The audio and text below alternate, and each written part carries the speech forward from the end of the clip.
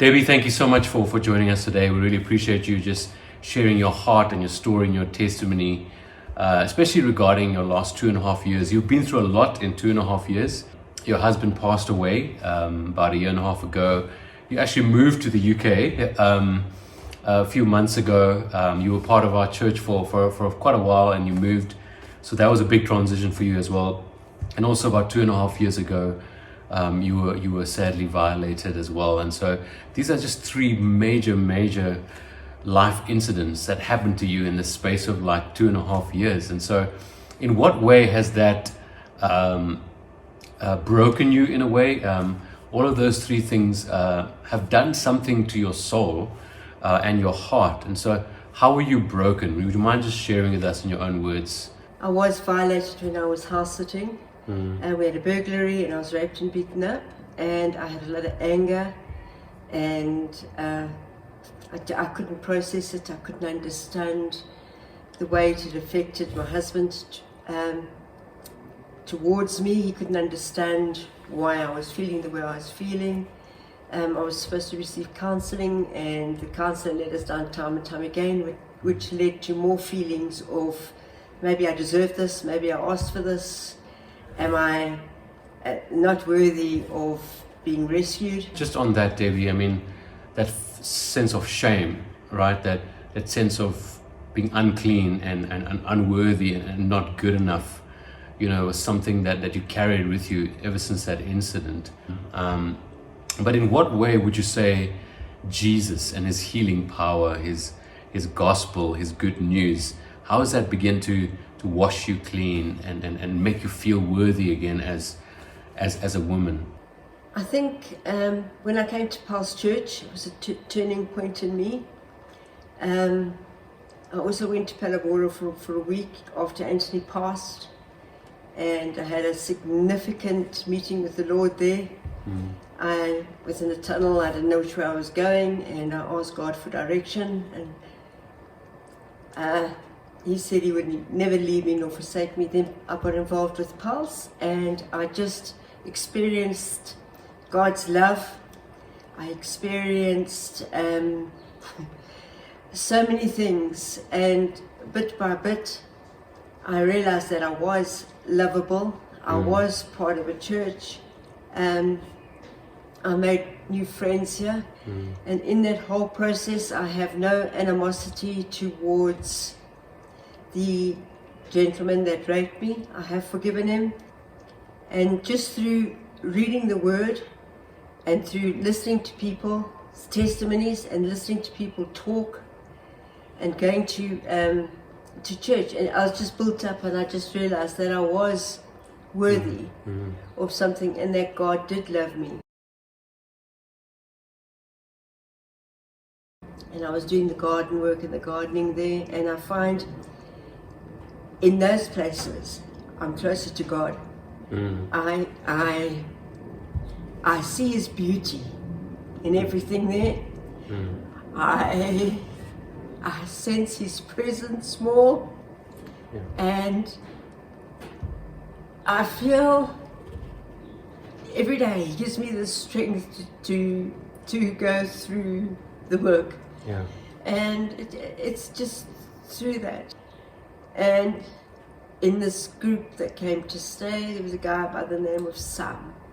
He greeted me one morning, and he said to me he appreciated the garden that I'd started, and that I had a beautiful sense of peace that was surrounding me. And that was just confirmation of God's grace and hand on my life. It's only through his strength that I was able to do the work that I have to do there, and it's only through God's grace. It's only God's strength that has given me the strength and the ability to do it in my physical state. In the beginnings, my legs ached, my back ached, everything ached, and yet I got through that, and I'm through that, and I'm able to work to God's glory, because the people are saying to me, they see a peace in me, they see beauty in me, and they see everything that I thought I didn't have. Thank you, Debbie. Thank you for being vulnerable. I just want to end on this note, as a fellow human being, but first of all, as a Christian brother and as a pastor, just hearing what you went through, especially 2.5 years ago when that intruder came into your house. It's not only gut-wrenching, it's sad, it breaks me. I hate it that it happened to you. I hate the fact that it's happening to so many women, especially in South Africa.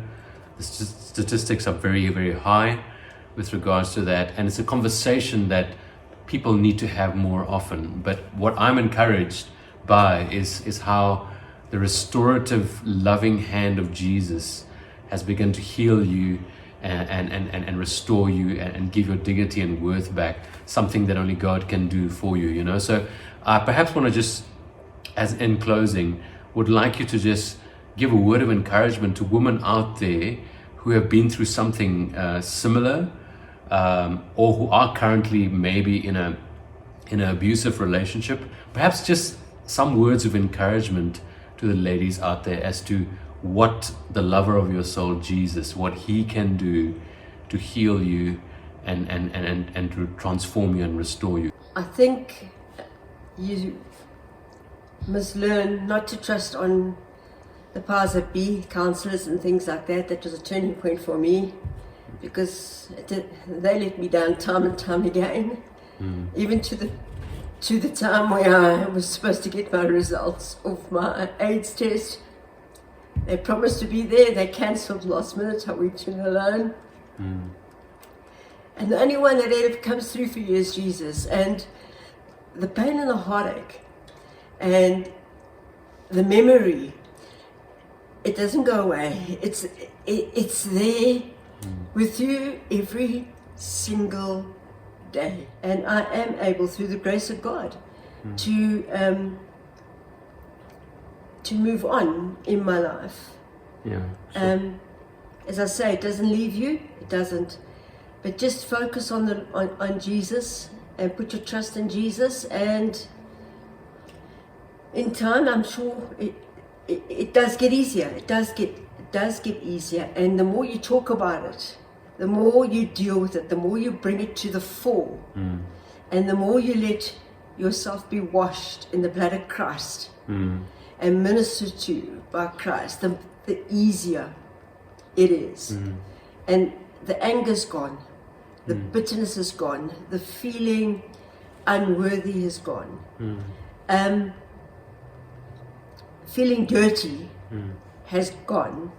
Thank you. I feel prompted to just ask one last question, and that is, obviously the church, the body of Christ, is the body of Christ, right? It's how God ministers his grace and his mercy and his love through his body, his people, right? So being in this particular body for over a year, obviously you moved to the UK recently, but being in this body for over a year, how has that helped in your journey of healing? How has Jesus used his body, the church, to help you in that healing process? It's a hard one. You know how I feel about past church. And I'm not limiting God, because God can work anywhere and everywhere. But the love and the support that I've had here, and the ministry that I've had here through the sermons, through Bible study, through the way people have encouraged me, through prayer, just through visiting, just through concern. There's so many incidents that I can relate to where out of love and out of concern, people have come through for me. And I think God uses people to come into your life to help you deal with that. And that's what I've experienced at Pulse Church. I'm battling with finding something like Pulse Church. Anyway, it's hard to find. I've looked. And you'll get a hello, and you'll get a how are you? And that's about it. But it goes deeper with the people of Paul. It goes deeper with when you're led by Christ. When people are led by Christ and they've got Christ in them, and they act like Christ. Debbie, thank you so much just for being vulnerable and being brave to share your testimony. But thank you for sharing your story. And we trust that God will just take this story and use it to encourage and build up and heal many women out there. Thank you, Debbie. We appreciate it. Thank you.